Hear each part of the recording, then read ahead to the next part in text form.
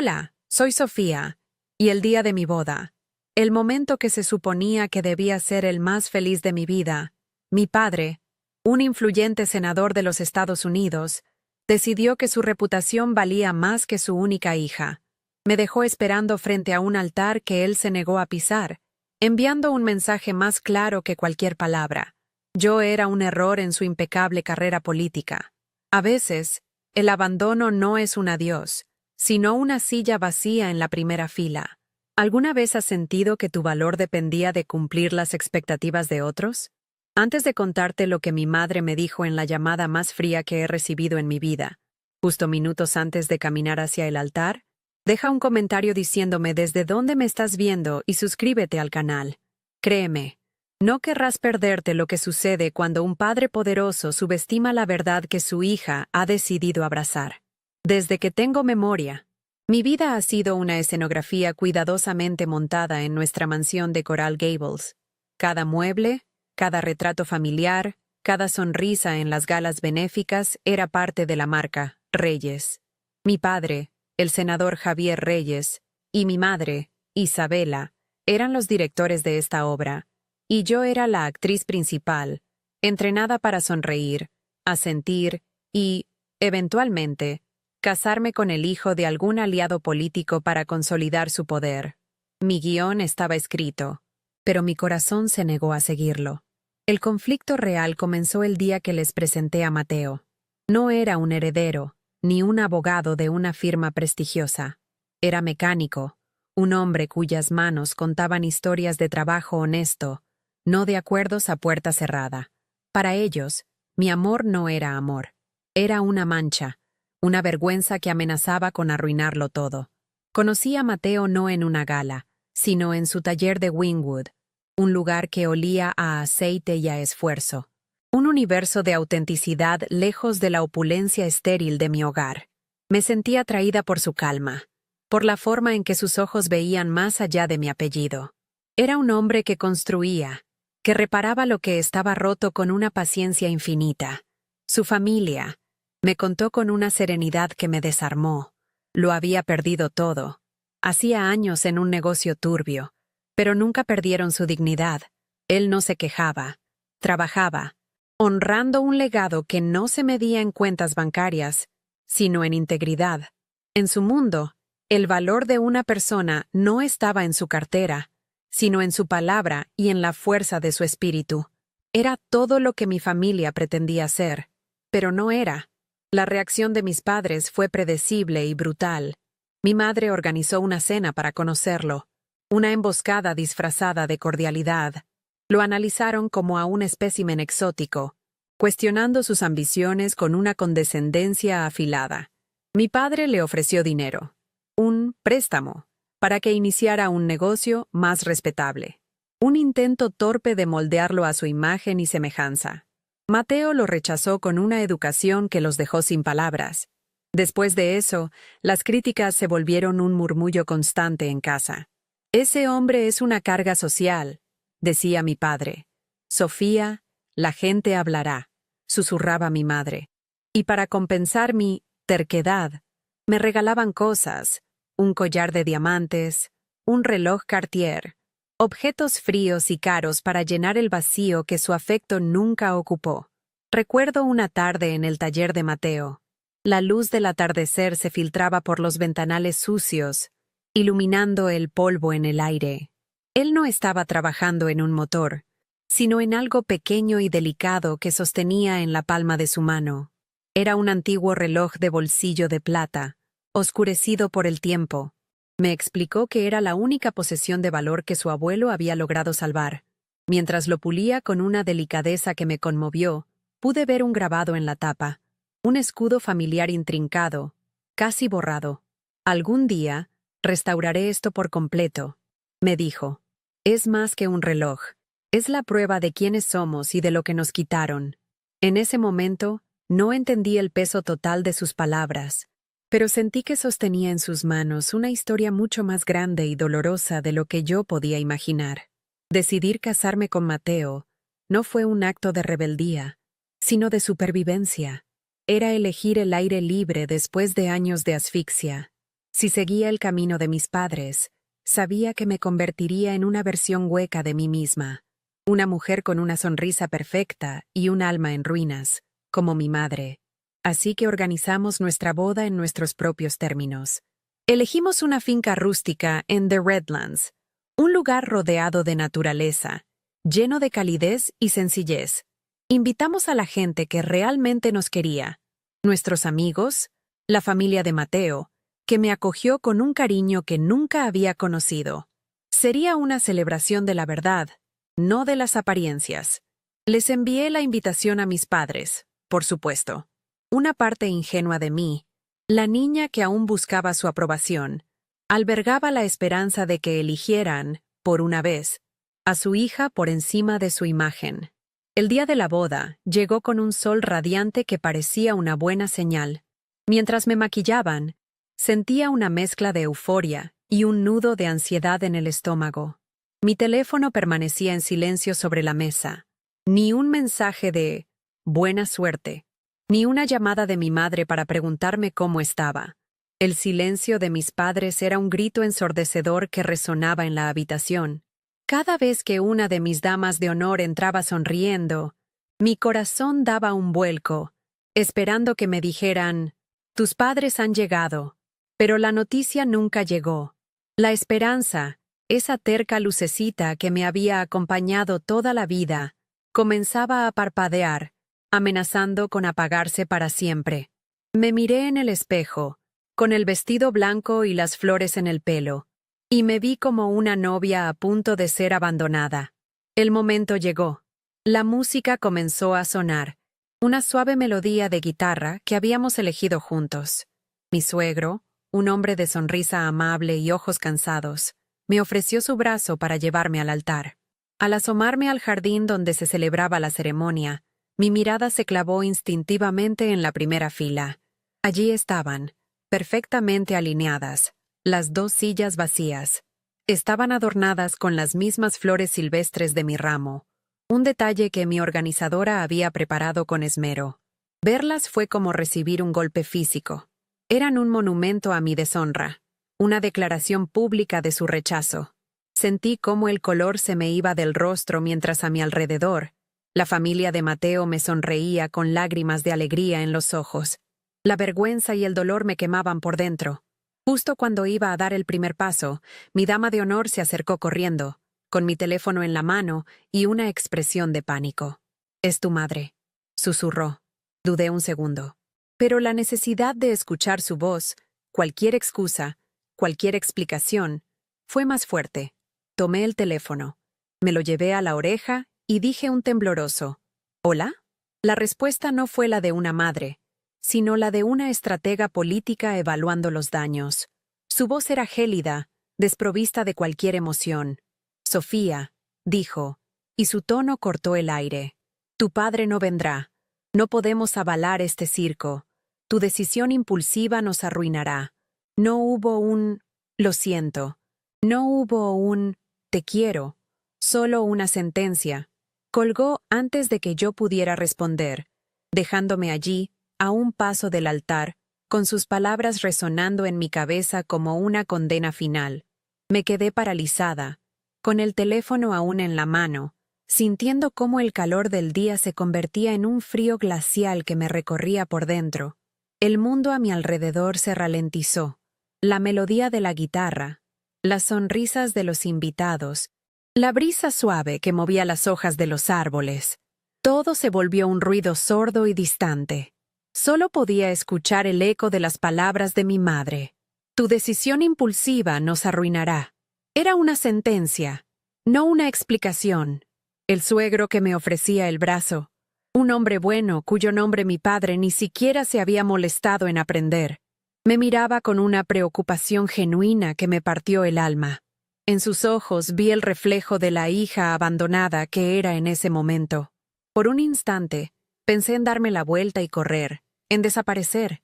Pero, ¿a dónde iría? La única casa que había conocido acababa de cerrarme sus puertas para siempre.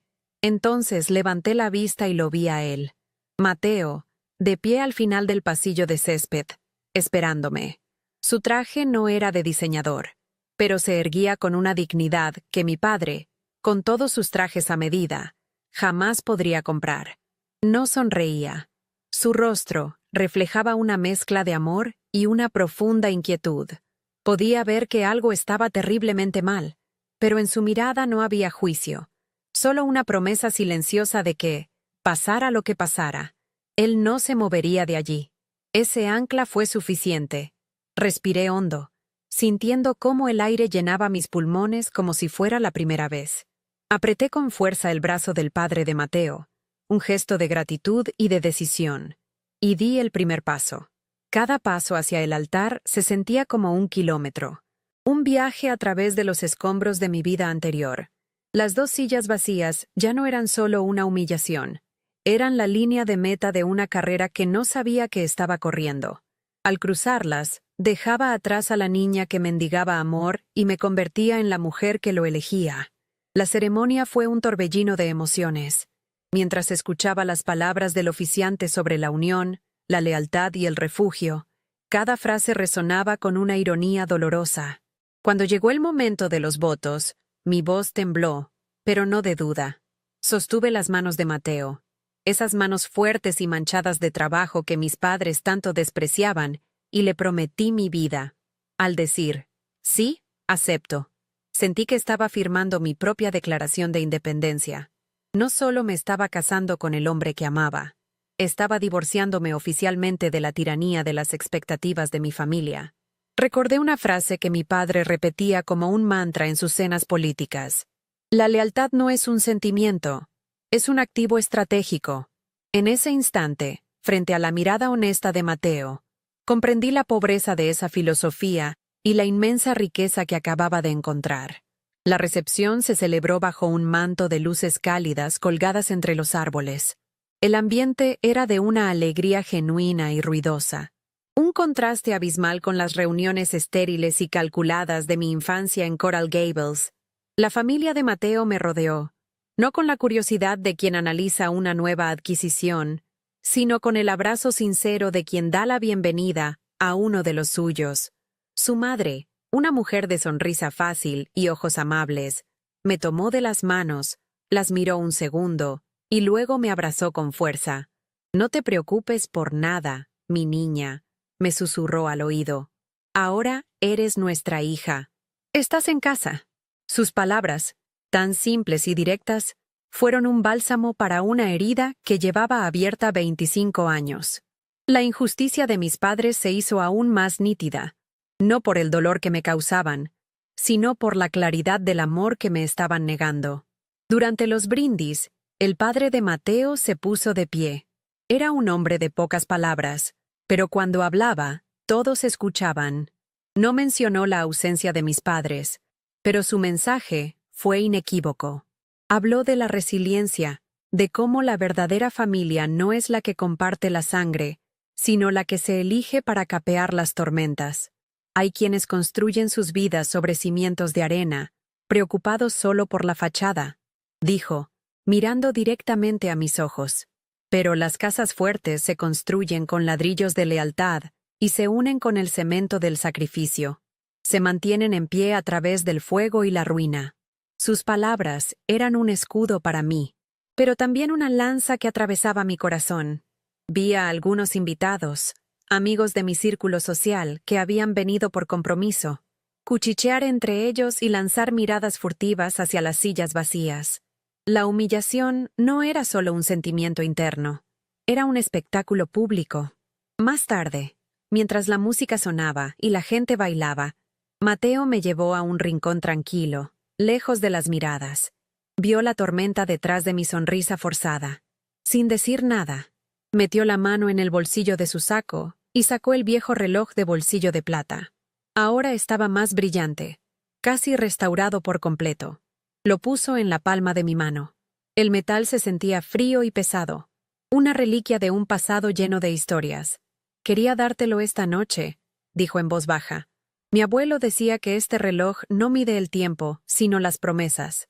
Y yo te prometo, Sofía, que juntos vamos a construir algo que nadie pueda quitarnos. No con dinero ni con poder, sino con verdad». Sostener ese reloj un objeto que representaba la historia y la dignidad perdida de su familia, se sintió como sostener la llave de nuestro futuro. Era un ancla en medio del naufragio emocional que mis padres habían provocado. Nuestro primer baile fue agridulce. Mientras nos movíamos lentamente al ritmo de una canción suave, apoyé mi cabeza en su hombro, finalmente permitiéndome sentir el peso del día. ¿Qué te dijo?, preguntó Mateo, su voz apenas un murmullo contra mi cabello.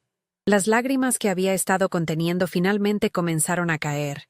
Le conté la llamada, la frialdad en la voz de mi madre, su última frase. Dijo que mi decisión nos arruinará. Repetí. La palabra arruinará, sabiendo a veneno en mi boca. Él me apretó más fuerte, como si quisiera protegerme del mundo entero. No me dijo que todo estaría bien. En lugar de eso, su respuesta fue firme y llena de una convicción que me heló la sangre. Ellos no saben lo que es la verdadera ruina, Sofía, dijo con una calma aterradora. Ellos construyeron todo lo que tienen sobre la ruina de otros. Nosotros construiremos nuestra vida sobre la verdad. En ese momento, entendí que la historia de su familia y la de la mía estaban conectadas de una forma que apenas empezaba a comprender. Hacia el final de la noche, necesitaba un momento a solas. Me alejé de la fiesta y me senté en un banco de piedra, bajo un cielo estrellado que parecía indiferente a mi drama. Saqué mi teléfono. No sé muy bien por qué. Quizás una parte de mí todavía esperaba un mensaje de arrepentimiento. En su lugar, encontré algo mucho peor. Una notificación de un conocido blog de Sociedad de Miami. El titular me dejó sin aliento. Emergencia familiar. Obliga al senador Reyes a ausentarse de la boda de su hija. El artículo, breve y conciso, citaba a una fuente anónima cercana a la familia que describía una situación grave e imprevista. Era una mentira descarada, pública y cruel, diseñada para proteger su imagen a costa de mi dignidad. No solo me habían abandonado, ahora estaban reescribiendo la historia, pintándose a sí mismos como figuras trágicas mientras me borraban de la ecuación. La náusea subió por mi garganta. Esto era mucho más que un simple abandono. Era una operación de control de daños. Era la confirmación de que yo no era una hija, sino un problema de relaciones públicas que necesitaba ser gestionado. De repente, mi vida entera desfiló ante mis ojos como una sucesión de fotografías para la prensa. Sonriendo en galas benéficas, posando en eventos de campaña, luciendo los vestidos que mi madre elegía. Siempre fui un accesorio, una pieza en su tablero de ajedrez. Mi boda, mi elección de vida, mi amor por Mateo, no encajaba en su narrativa, así que simplemente la editaron. La emergencia familiar era yo. El problema que debía ser contenido y neutralizado con una mentira conveniente para los medios. La injusticia ya no era solo emocional, era una estrategia calculada para anularme. Mateo me encontró allí, sentado en la oscuridad. Vio mi rostro pálido y el teléfono en mi mano temblorosa. Se sentó a mi lado y le mostré la pantalla sin decir una palabra. Leyó el artículo y vi cómo su mandíbula se tensaba. Sus ojos, normalmente tan cálidos y serenos, se oscurecieron con una furia fría que nunca antes había visto. No levantó la voz. Su tono fue bajo, casi un susurro, pero cargado de un peso inmenso. «Ya no se trata solo de abandonarte, Sofía», dijo, mirándome fijamente. «Están intentando borrarte. Quieren hacer como si esto». Y señaló con la cabeza hacia la fiesta, hacia nuestra celebración, hacia el comienzo de nuestra vida. Nunca hubiera existido. Quieren borrar tu verdad. Sus palabras dieron en el clavo. No era un rechazo, era un acto de aniquilación.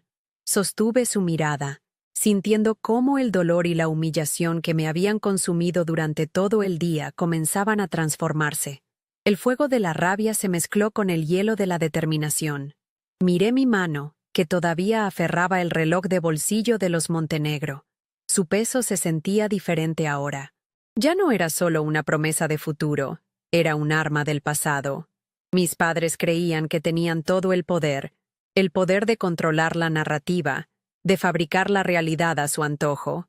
Habían basado toda su vida en una mentira cuidadosamente construida. Pero habían cometido un error fatal. Subestimaron la única cosa que no podían controlar. Subestimaron la verdad. Y en ese preciso instante, mirando a Mateo, supe que yo, la hija que intentaban borrar, era la única que podía usar esa verdad para derrumbar su mundo. El plan comenzó a tomar forma en mi mente, no como un acto de venganza, sino como el único camino posible hacia la justicia. La decisión no fue un estallido de furia, sino un clic silencioso en mi interior. Fue el sonido de la última pieza de un rompecabezas encajando en su lugar, revelando una imagen horrible pero clara. Sentada allí, en la quietud de la noche de mi boda, con el hombre que mis padres despreciaban sosteniendo mi mano, el dolor se transformó en un propósito helado. Ya no era la víctima de su abandono. Era la guardiana de una verdad que ellos habían enterrado bajo capas de poder y mentiras. Mateo no tuvo que decirme qué hacer. Vio el cambio en mis ojos, la forma en que mi espalda se enderezó. Ellos creen que el pasado está muerto, Sofía, susurró, su voz una mezcla de tristeza y acero. Pero el pasado no muere, solo espera. Y en esa noche, decidimos que el tiempo de espera había terminado. Nuestro plan no sería ruidoso ni escandaloso. Sería tan silencioso y devastador como la verdad misma. Regresamos a la fiesta, pero algo en mí había cambiado irrevocablemente. Bailé con el padre de Mateo, sonreí a sus tías y primos, y corté el pastel con una mano firme. Por fuera, era la novia feliz. Por dentro, era una estratega planeando su próximo movimiento. Cada sonrisa que dedicaba a nuestros invitados se sentía como un acto de desafío. Cada felicitación era un recordatorio de la familia que había ganado en contraste con la que había perdido, o más bien, de la que me había liberado.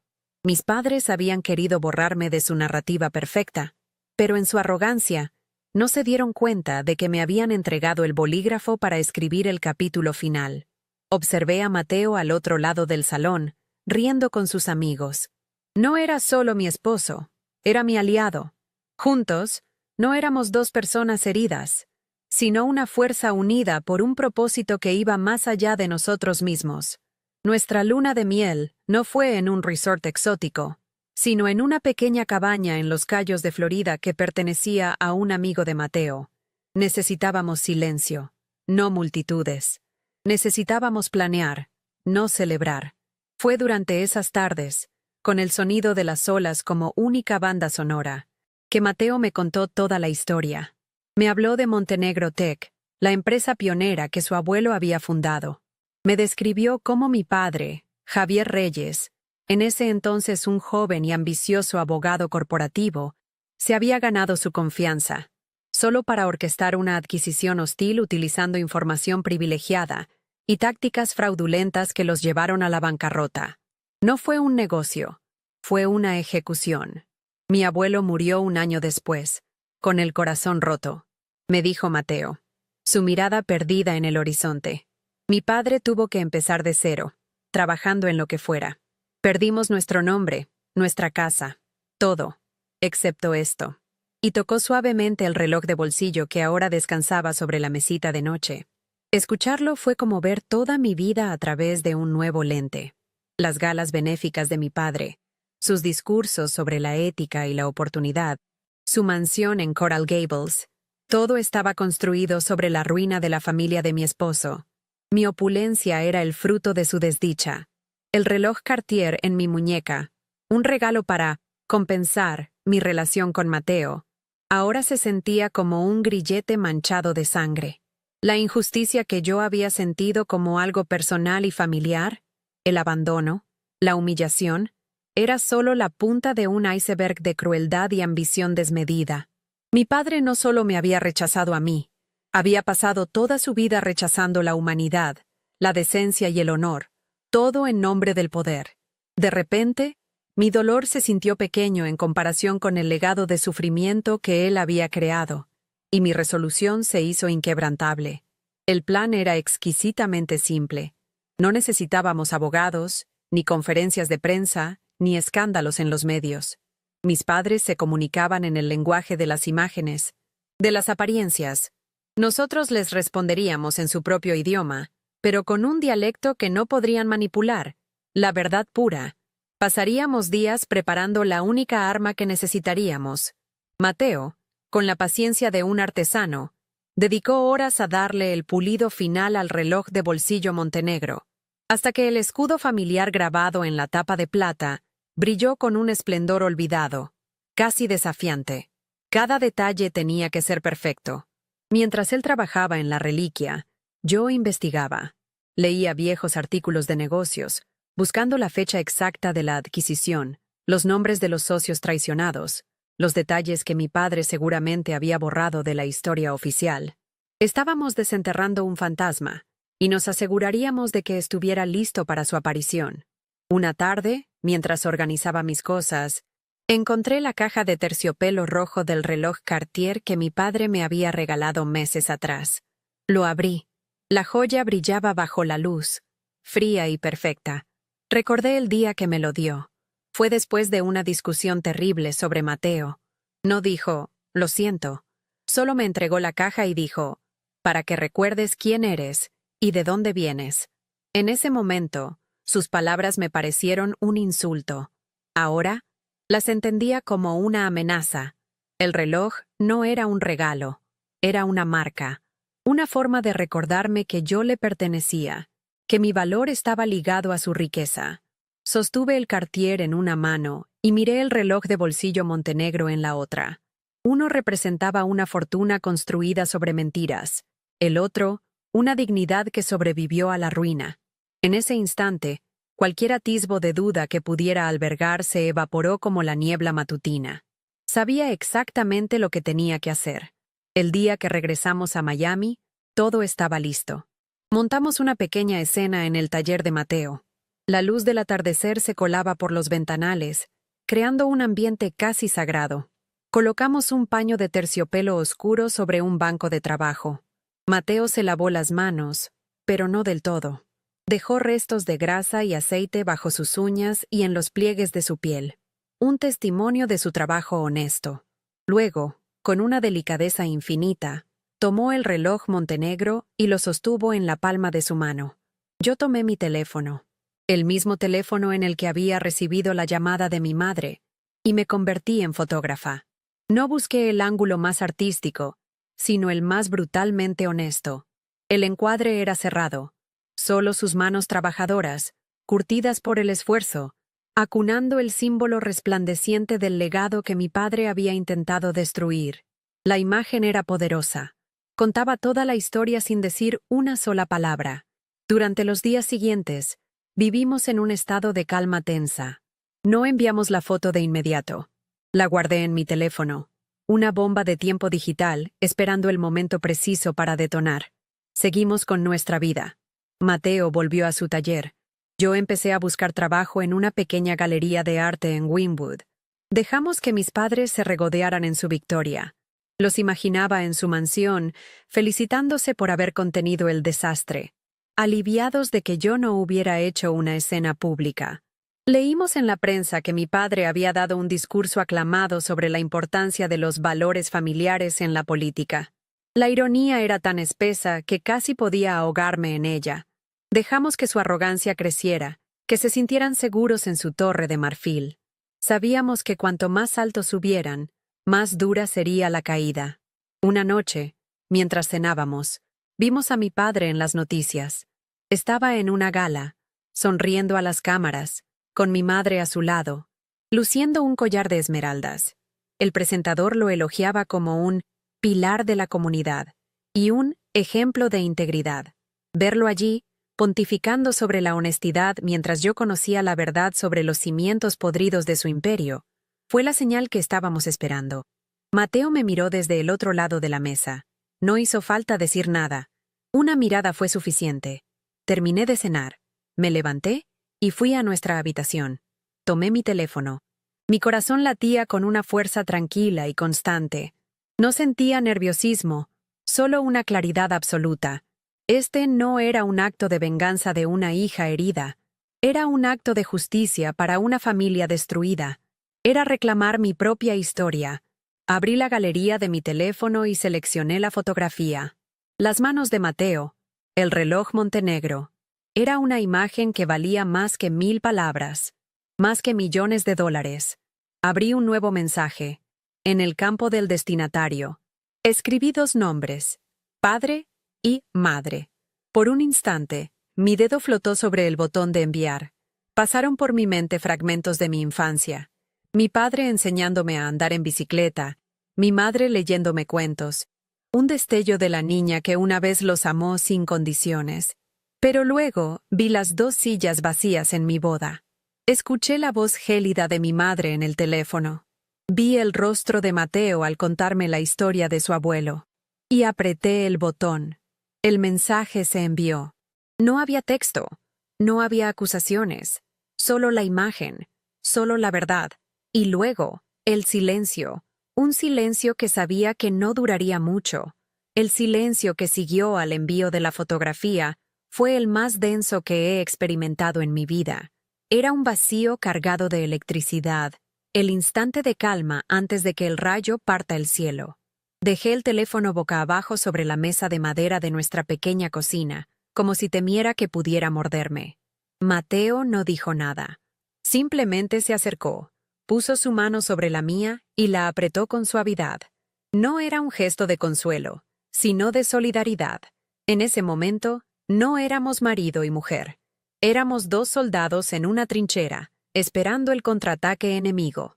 Habíamos lanzado la primera piedra, una pequeña y silenciosa verdad contra la fachada de cristal de su imperio. Ahora solo nos quedaba esperar a que todo se hiciera añicos. Sabía que sus vidas, tal como las conocían, habían terminado en el momento en que esa imagen iluminó la pantalla de sus teléfonos. No tuvimos que esperar mucho. Unos 15 minutos después, el teléfono vibró con una violencia que pareció sacudir la mesa. En la pantalla, el nombre, madre, brillaba con una urgencia casi obscena.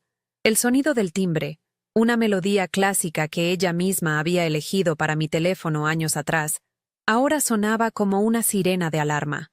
Mateo me miró. Sus ojos eran 2 preguntas silenciosas. Negué con la cabeza. Dejarlo sonar fue uno de los actos más difíciles y liberadores de mi vida. Cada vibración era una ola de pánico que llegaba desde su mansión en Coral Gables hasta nuestro modesto apartamento. Podía imaginarla perfectamente, caminando de un lado a otro sobre la alfombra persa, con el teléfono pegado a la oreja, su rostro una máscara de incredulidad y furia. Dejé que la llamada fuera al buzón de voz. El silencio que siguió fue aún más tenso que el anterior. Habían recibido el mensaje. Apenas un minuto después, el teléfono volvió a vibrar. Esta vez, era él, padre. Su nombre en la pantalla me provocó un escalofrío. Él nunca llamaba. En toda mi vida, podía contar con los dedos de una mano las veces que me había llamado directamente. Siempre usaba a mi madre o a su asistente como intermediarios. Su llamada directa significaba que la situación había superado todos los niveles de contención. Era el general saliendo del búnker porque la primera línea de defensa había caído. Miré el teléfono vibrar sobre la madera, el nombre parpadeando como una señal de peligro. Sentí la tentación de contestar, de escuchar el pánico en la voz del hombre que siempre había tenido el control absoluto. Pero Mateo apretó mi mano con más fuerza. Un recordatorio silencioso de nuestro propósito. Esto no era un juego para disfrutar de su miedo. Era el final de su poder sobre mí. Dejamos que su llamada también muriera en el silencio. Entonces comenzó el diluvio. Mensajes de texto, uno tras otro, iluminando la pantalla con una cadencia frenética. Sofía, contesta el teléfono inmediatamente. Esto no es gracioso. Isabela está histérica. Tenemos que hablar. Ahora. No sabes con qué estás jugando. Las frases eran cortas, imperativas, despojadas de cualquier fachada de cariño. Eran órdenes de un hombre que estaba perdiendo el control y no sabía cómo reaccionar. Luego llegaron los mensajes de mi madre, más caóticos, llenos de errores tipográficos y signos de exclamación. ¿Cómo pudiste? ¿Quién es ese hombre? ¿Qué significa esa foto? Se sentía como ver a 2 monarcas acorralados en su propio castillo, lanzando decretos al vacío, sin darse cuenta de que sus súbditos ya no escuchaban. Apagué el sonido del teléfono, pero dejamos la pantalla encendida, observando el espectáculo de su desmoronamiento digital en tiempo real.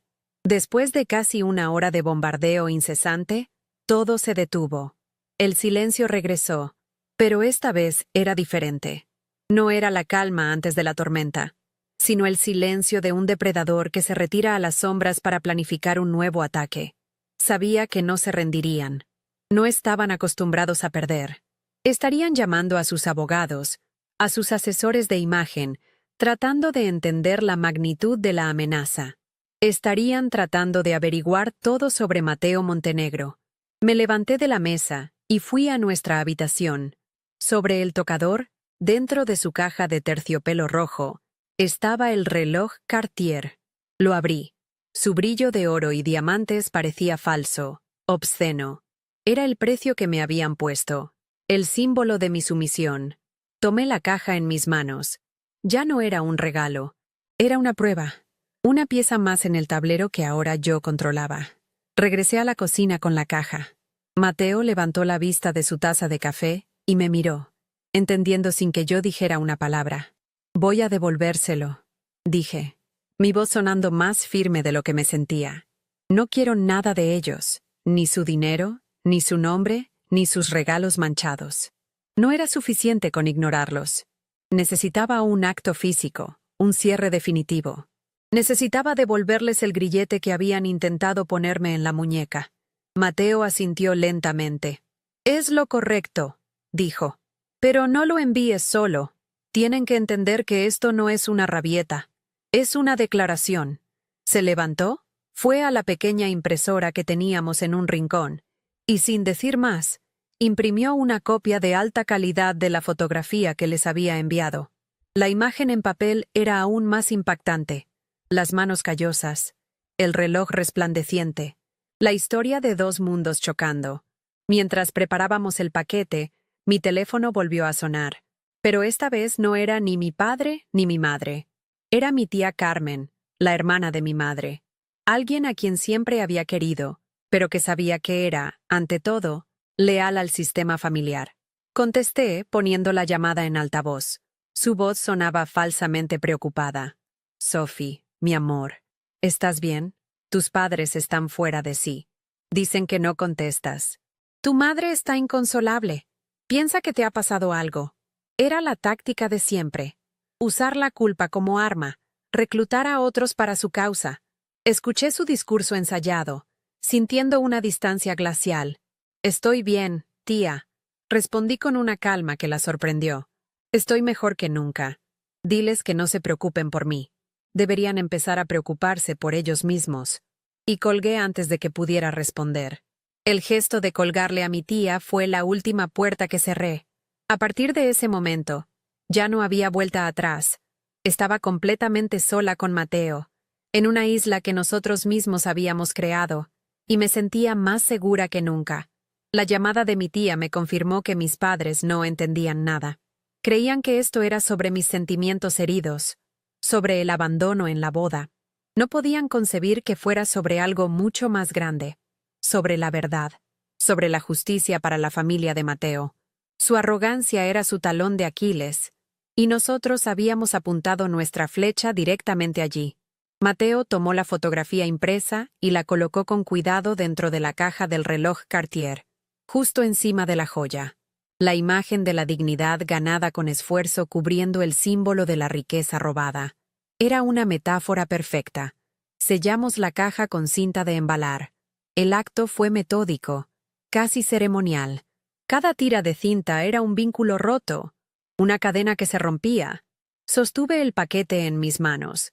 Pesaba más que un simple reloj. Contenía el peso de mi pasado y la ligereza de mi futuro. Al día siguiente, lo enviaría por mensajero a la mansión de Coral Gables. No habría nota de remitente, pero ellos sabrían perfectamente de quién venía. Sería el segundo acto de nuestra silenciosa obra de teatro. La fotografía digital fue el susurro que sembró el pánico. Este paquete sería el grito que anunciaría el comienzo de su fin. Miré a Mateo, y en sus ojos vi el reflejo de mi propia determinación. Ya no éramos víctimas de la historia de mi padre. Estábamos a punto de convertirnos en sus autores. Esa noche, por primera vez en mucho tiempo, dormí profundamente. No soñé con sillas vacías ni con llamadas frías. Soñé con el mar, con un horizonte despejado y abierto. Al despertar, el sol entraba por la ventana, iluminando el polvo que flotaba en el aire de nuestro pequeño apartamento. Se sentía como un lugar sagrado, un refugio construido con amor y verdad. Sobre la mesa de la cocina, el paquete esperaba, silencioso y ominoso. Era un objeto extraño en nuestra humilde casa, un artefacto de un mundo de lujo y mentiras que estábamos a punto de devolver a su origen, pero contaminado con una verdad que no podrían limpiar. Hoy no era solo un nuevo día, era el primer día del resto de mi vida, una vida que, por fin, me pertenecía por completo. Y sabía, con una certeza que me recorría hasta los huesos, que mis padres también estaban a punto de despertar a una nueva realidad, una que ellos mismos habían construido, ladrillo a ladrillo, sobre las ruinas de otros. El mensajero llegó a la mañana siguiente, un hombre con un uniforme impecable que contrastaba con la sencillez de nuestro edificio. Le entregué el paquete, sintiendo su peso denso y simbólico. Al cerrar la puerta, un silencio profundo llenó el apartamento. Era el silencio de un movimiento de ajedrez finalizado, una pieza movida que alteraba el tablero para siempre. No había vuelta atrás. Mateo me rodeó con sus brazos desde atrás, apoyando su barbilla en mi hombro mientras ambos mirábamos por la ventana el tráfico matutino de Miami. «Ya está hecho», susurró. No sonaba ni triunfante ni triste, solo definitivo. Habíamos devuelto el veneno a su fuente. Ahora solo quedaba esperar a que hiciera efecto, sabiendo que el antídoto, la verdad, estaba de nuestro lado. La sensación no era de venganza, sino de una extraña y serena justicia poética, como si el universo mismo estuviera reajustando una balanza que había estado desequilibrada por demasiado tiempo. Las siguientes horas se arrastraron con una lentitud insoportable. Intentamos actuar con normalidad. Mateo se fue al taller, y yo me puse a buscar en línea vacantes en galerías de arte. Pero mi mente no estaba allí. Estaba a kilómetros de distancia, en Coral Gables, imaginando el momento exacto en que el paquete llegaría a su destino. Cada notificación en mi teléfono me hacía dar un respingo. Recibí una alerta de entrega a las 2:17 p.m. El paquete estaba en sus manos. Contuve la respiración. Pasaron 10 minutos. Luego, 20. El silencio digital era ensordecedor. Mis padres, maestros de la respuesta inmediata y del control de crisis, estaban callados. Este no era su modus operandi. Su silencio no era una ausencia de respuesta, era la respuesta en sí misma. Era el sonido de la conmoción, del pánico puro que paraliza antes de desatar el caos. Sabía que no estaban ignorando el paquete. Lo estaban absorbiendo, tratando de procesar la magnitud del misil que acababa de impactar en su sala de estar. Podía visualizarlos con una claridad dolorosa. Mi madre, Isabela, probablemente firmó la entrega, pensando que era alguna compra de lujo. La reconocería por la tienda de la que provenía la caja del reloj. La abriría con esa mezcla de aburrimiento y expectación que siempre tenía. Vería el Cartier y frunciría el ceño, confundida. ¿Por qué se lo devolvía? Un gesto de rebeldía infantil, pensaría al principio. Pero entonces, debajo del reloj, vería la fotografía. La luz de la tarde entrando por los ventanales de su mansión iluminaría la imagen de las manos de mi esposo, las manos de un trabajador, sosteniendo el resplandeciente reloj de bolsillo. Sus ojos se fijarían en el escudo grabado en la plata. Quizás no lo reconocería al instante, pero sentiría una punzada de familiaridad, un eco de un nombre que Javier había mencionado en susurros hacía décadas, un nombre enterrado bajo el peso de su fortuna, Montenegro. Y entonces se lo mostraría a mi padre. Él no dudaría ni un segundo. Javier Reyes, el estratega, el hombre que nunca olvidaba un detalle que pudiera comprometerlo, reconocería ese escudo como si estuviera grabado a fuego en su propia memoria. Vería la verdad completa en una sola imagen. No se trataba de su hija casándose con un mecánico por despecho. Se trataba de su hija casándose con el fantasma de su mayor pecado, el heredero del hombre que destruyó. La prueba viviente de que el pasado que creía haber aniquilado no solo estaba vivo, sino que ahora dormía en la cama de su única hija. Su reacción no sería de ira, sino de un miedo helado y visceral. El miedo de un criminal que, después de 30 años, escucha que han encontrado un testigo de su crimen. El mundo que había construido con tanto cuidado, esa fachada de integridad y poder, de repente se volvía frágil como el cristal. A las 3:05 p.m., mi teléfono sonó. Era él.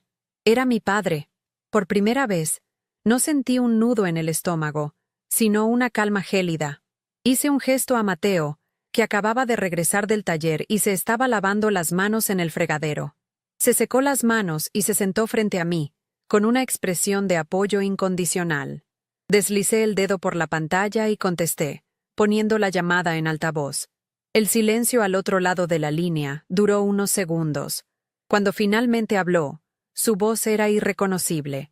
Había desaparecido el tono autoritario y condescendiente de senador.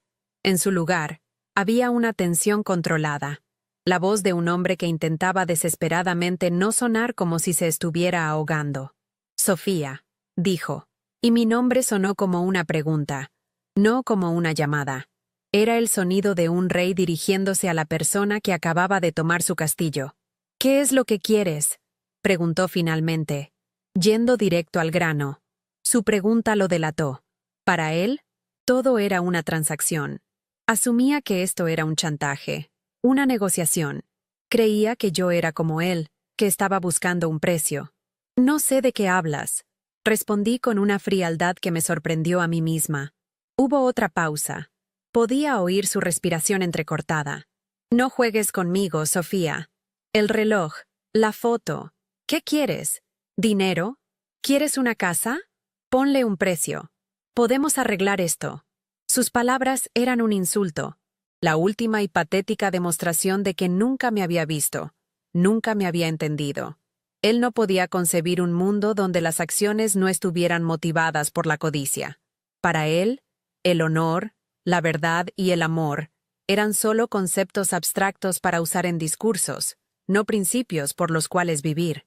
Me incliné hacia el teléfono, dejando que el silencio se prolongara un segundo más para que mis palabras aterrizaran con todo su peso. No quiero tu dinero, papá. Nunca lo quise, dije. Y la palabra, papá, sonó extraña, como un término de un idioma extranjero. Tampoco quiero una casa, ni ninguno de tus arreglos. Lo único que quería era un padre. Y como nunca pude tenerlo, me conformaré con la verdad. Pude escuchar una exhalación temblorosa de su parte, quizás de frustración, quizás de miedo. No tienes que hacer esto, suplicó, y por primera vez en mi vida, escuché una grieta en su armadura. Podemos mantener esto en privado. Nadie tiene por qué saberlo. Su preocupación no era por el daño que había hecho, sino por la posibilidad de que su imagen se viera manchada. Esa fue mi señal. Tienes razón, dije con suavidad. Nadie tiene por qué saberlo. Todavía. Y antes de que pudiera responder, colgué. Dejé el teléfono sobre la mesa. El acto se sintió definitivo, como cerrar la tapa de un ataúd. Mateo extendió su mano sobre la mesa y tomó la mía. Sus dedos estaban fríos, pero su agarre era firme. El clímax no había sido un grito, sino un susurro. No había sido una explosión, sino la simple y llana exposición de la verdad. Mi padre ahora sabía que yo tenía el poder. Sabía que su carrera, su fortuna y su legado estaban en mis manos, pero no sabía cuál sería mi siguiente movimiento, y esa incertidumbre, para un hombre como él, era una tortura peor que cualquier escándalo público. Le habíamos quitado su arma más preciada, el control, pero el plan no había terminado. Había un último paso, uno que no era para ellos, sino para mí. Tomé mi teléfono de nuevo, ignorando la nueva avalancha de llamadas perdidas de mis padres. Abrí mi cuenta de Instagram, una cuenta que apenas usaba, llena de fotos antiguas de una vida que ya no me pertenecía. Busqué la fotografía de las manos de Mateo sosteniendo el reloj. La seleccioné. No le apliqué ningún filtro.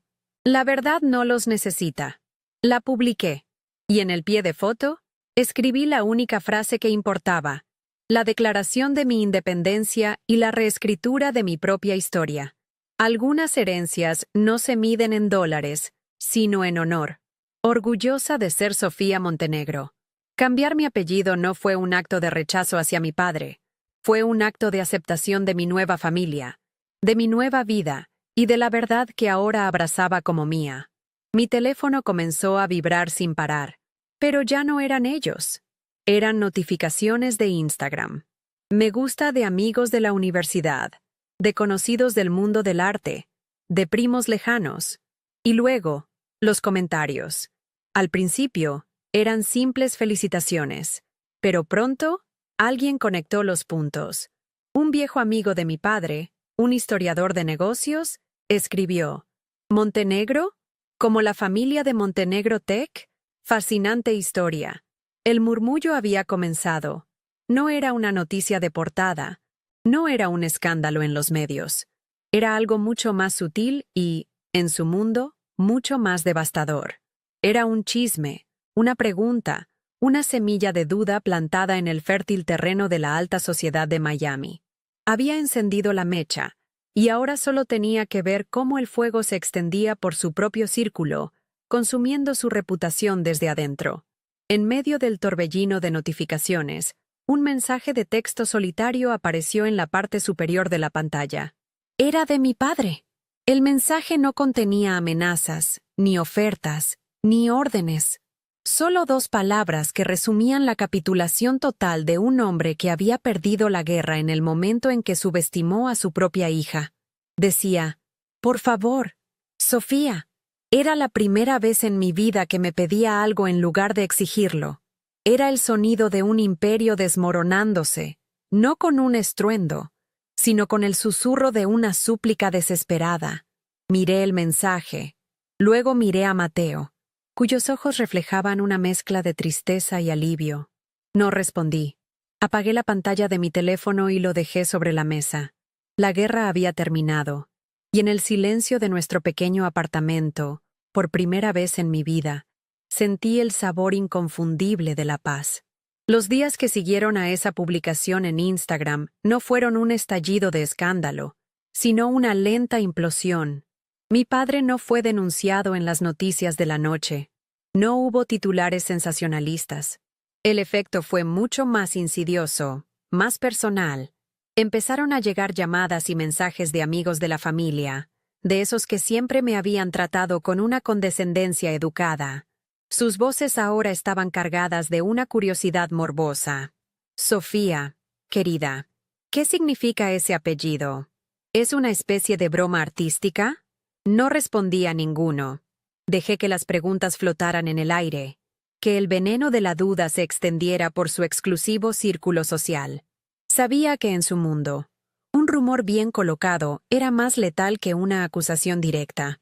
Había convertido su arma preferida, la gestión de la imagen y el control de la narrativa, en un instrumento contra ellos. No necesitaba gritar la verdad. Bastaba con susurrarla para que ellos mismos se encargaran de destruirse. Una semana después, un sobre grueso y pesado llegó a nuestro apartamento por mensajería. No tenía remitente, pero reconocí el logotipo de la firma de abogados de mi padre en la esquina. Dentro no había una carta, sino un conjunto de documentos legales. Mi padre había establecido un fideicomiso a mi nombre, depositando en él una suma de dinero que me hizo sentir náuseas. Adjunta a los papeles, con un clip de oro, había una nota escrita a mano en su inconfundible y elegante caligrafía. No era una disculpa. Eran solo 5 palabras. Para que empieces de nuevo, Tátaro. Era su solución final, su último intento de reducirlo todo a una transacción. Creía que con dinero podía comprar mi silencio, borrar el pasado y, sobre todo, recuperar el control. No entendía que lo que yo había empezado de nuevo no era mi cuenta bancaria, sino mi alma. El dinero no era una oferta de paz, era la prueba final de que nunca me había conocido. Mateo y yo nos sentamos en nuestra pequeña mesa de la cocina, con los documentos extendidos entre nosotros como si fueran los restos de un naufragio. No discutimos ni un segundo sobre qué hacer. La decisión fue unánime, silenciosa. Al día siguiente, contacté a un abogado, uno joven y con hambre de justicia, no a uno de los tiburones corporativos de mi padre. Le di instrucciones claras. Rechazamos el fideicomiso. En su lugar, redactamos una propuesta para crear la Fundación Montenegro, una organización sin fines de lucro, dedicada a otorgar becas y apoyo legal a pequeños empresarios e inventores que hubieran sido víctimas de adquisiciones hostiles por parte de grandes corporaciones. Usaríamos su dinero, el mismo dinero que construyó sobre la ruina de otros, para deshacer el tipo de daño que él había causado. Enviamos nuestra contrapropuesta a su abogado. No era un chantaje, era jaque mate. Pasaron las semanas. No hubo respuesta a nuestra propuesta, pero notamos los cambios. La presencia de mi padre en los medios disminuyó drásticamente. Canceló discursos. Se ausentó de eventos clave. Luego vino la noticia, enterrada en las páginas políticas. El senador Reyes no buscaría la reelección al final de su mandato, citando razones personales y de salud. No hubo escándalo, solo un desvanecimiento silencioso. Un día, mientras volvía a casa del trabajo, vi un sedán de lujo estacionado frente a nuestro edificio. Dentro, al volante, estaba mi madre. No salió del coche. Solo se quedó allí, mirando la entrada de nuestro modesto edificio como si fuera un artefacto de otro planeta. Nuestros ojos se encontraron por un instante a través del parabrisas. Vi en su rostro una mezcla de confusión, rabia y una profunda y desolada tristeza. Después de unos minutos, arrancó el motor y se fue. Nunca más la volví a ver. La vida encontró un nuevo ritmo, uno tranquilo y predecible. Empecé a trabajar en una pequeña galería de arte en Wynwood, un lugar vibrante y lleno de creatividad que se sentía como el antídoto perfecto a la esterilidad de mi vida anterior. Mateo expandió su taller. Su reputación de mecánico honesto y meticuloso se había extendido, y ahora tenía una lista de espera de meses. Una tarde, me mostró una vieja caja de madera que había encontrado en el desván de sus padres. Dentro, había cartas de su abuelo, diarios y los planos originales de algunos de sus inventos. Eran los pedazos de la historia que mi padre creía haber borrado. No los usamos para buscar una batalla legal. Los enmarcamos y los colgamos en las paredes de nuestro hogar, no como trofeos de una guerra ganada, sino como cimientos de una vida que estábamos construyendo sobre la verdad. El cierre de la relación con mis padres no fue un evento dramático, sino una ausencia que gradualmente dejó de doler. Javier e Isabela Reyes vendieron la mansión de Coral Gables y se mudaron a una comunidad cerrada en el norte de Florida. Se retiraron de la vida pública, envueltos en la riqueza que ahora se sentía más como una jaula dorada que como un premio. Nunca fueron expuestos públicamente por el fraude contra los Montenegro. Mi silencio se convirtió en la espada de Damocles que colgaba perpetuamente sobre sus cabezas. Una garantía de que nunca volverían a subestimar el poder de una verdad bien guardada. Mi victoria no fue verlos destruidos, sino verlos irrelevantes. Se convirtieron en un eco lejano, los fantasmas de una vida que ya no era la mía. Mi nueva familia, la familia Montenegro, me abrazó con una calidez que sanó las viejas heridas. Las cenas de los domingos en casa de mis suegros se convirtieron en mi refugio. Nadie hablaba del pasado, de la injusticia. Hablábamos del futuro, de los pequeños triunfos del taller, de la próxima exposición en la galería. El padre de Mateo, un hombre que había perdido un imperio, me trataba con la ternura reservada para una hija. Una noche, mientras ayudaba a su madre a recoger la mesa, me detuvo, me tomó de las manos y me dijo: «Gracias a ti, el nombre de mi padre vuelve a significar algo, no por el dinero, sino por el honor». En ese momento, entendí que no solo había recuperado mi propia vida, sino que había ayudado a restaurar la dignidad de una familia entera. Hoy, mientras te cuento esto, estoy sentada en un banco del taller de Mateo. El olor a aceite y metal ya no me es ajeno. Huele a hogar. Él está trabajando en el motor de un coche clásico. Sus manos, esas mismas manos de la fotografía, moviéndose con una precisión y una calma que todavía me fascinan. Sobre mi muñeca no llevo un Cartier, sino una simple pulsera de cuero que él me hizo. A veces, saco de mi bolsillo el viejo reloj de plata de los Montenegro. El tic-tac es suave, constante. Ya no es un recordatorio de un crimen o de una venganza. Es el sonido de nuestro tiempo, un tiempo que nos pertenece, construido no sobre lo que nos quitaron, sino sobre todo lo que hemos construido juntos.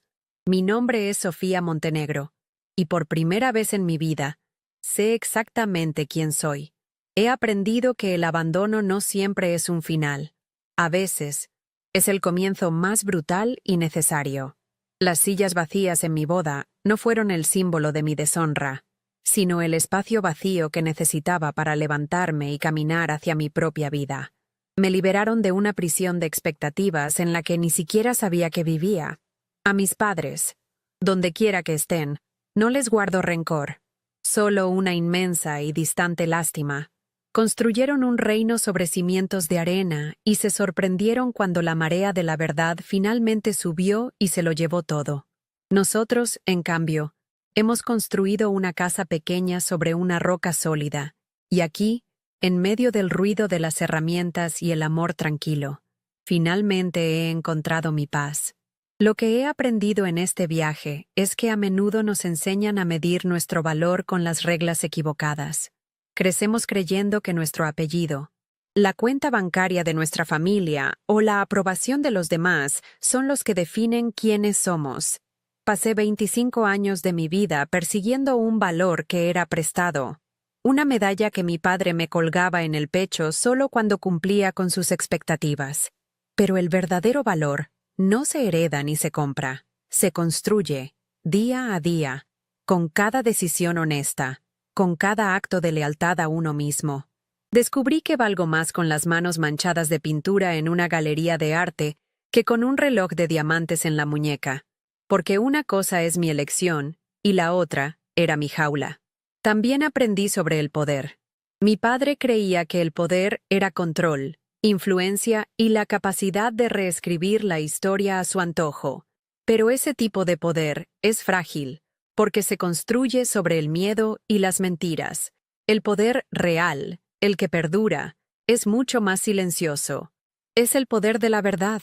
Es la fuerza que encuentras cuando eliges la autenticidad por encima de la apariencia. Cuando te atreves a ser la única persona en la habitación que no aplaude la mentira.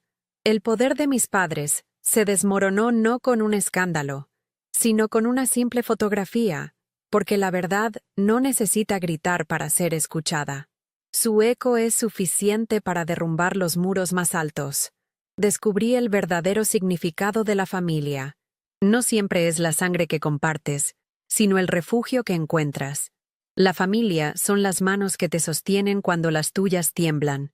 La mirada que te dice, estoy aquí, sin necesidad de palabras. El abrazo que te hace sentir en casa aunque estés a kilómetros de donde creciste. Mis padres me dieron un apellido, una mansión y un legado de apariencias. La familia de Mateo me dio un lugar en su mesa, un hombro en el que llorar, y la certeza de que mi valor no estaba en lo que yo podía ofrecerles, sino simplemente en quien yo era. Las sillas vacías en mi boda fueron el regalo más doloroso y liberador que he recibido, porque me obligaron a ver a la verdadera familia que ya me había elegido. Y finalmente, aprendí sobre el legado. Mi padre dedicó su vida a construir un legado de poder y riqueza, pero lo hizo sobre las ruinas de otros. Al final, su legado es una historia de miedo, una reputación vacía que se desvanecerá con el tiempo.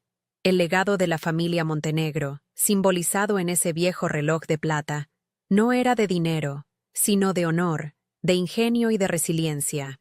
Mateo y yo no estamos reconstruyendo una fortuna, estamos honrando un legado de integridad, porque al final del día, lo único que realmente dejamos atrás no es lo que acumulamos, sino lo que construimos en el corazón de las personas que amamos. Si estás pasando por una situación en la que te sientes invisible, silenciado o definido por las expectativas de otros, quiero que sepas esto. Tu historia te pertenece. Nadie tiene el derecho de quitártela, de editarla o de borrarla. El momento en que te das cuenta de que tú eres el único autor de tu vida es el momento en que recuperas todo el poder. No importa cuán ruidosas sean las voces que intentan decirte quién debes ser. La voz tranquila de tu propia verdad siempre será más fuerte. Aferrarte a ella puede ser el acto más solitario y aterrador, pero te prometo que también será el más liberador. El dolor de la traición familiar es profundo, y no pretendo decir que es fácil de superar, pero a veces, los finales más dolorosos son los que nos obligan a buscar los comienzos más auténticos. A veces, ser abandonado es lo que te enseña a no abandonarte nunca a ti mismo. Mi camino no fue una venganza, fue una recuperación. Recuperé mi voz, mi valor y mi derecho a elegir el amor por encima del miedo. Y esa es una victoria que ningún poder o dinero en el mundo puede comprar.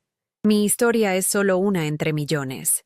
Sé que muchos de ustedes han enfrentado sus propias batallas silenciosas, sus propias sillas vacías. Si algo de lo que he compartido contigo ha resonado en tu corazón, si alguna vez te has sentido como si tu valor estuviera en juego, suscríbete a este canal y comparte tu historia en los comentarios, porque nuestras voces, juntas, pueden recordarle al mundo que la verdad y la integridad siempre, al final, encuentran su camino. Hay mucho más que quiero compartir, y créeme, no querrás perderte lo que sucede cuando decides reescribir tu propio final.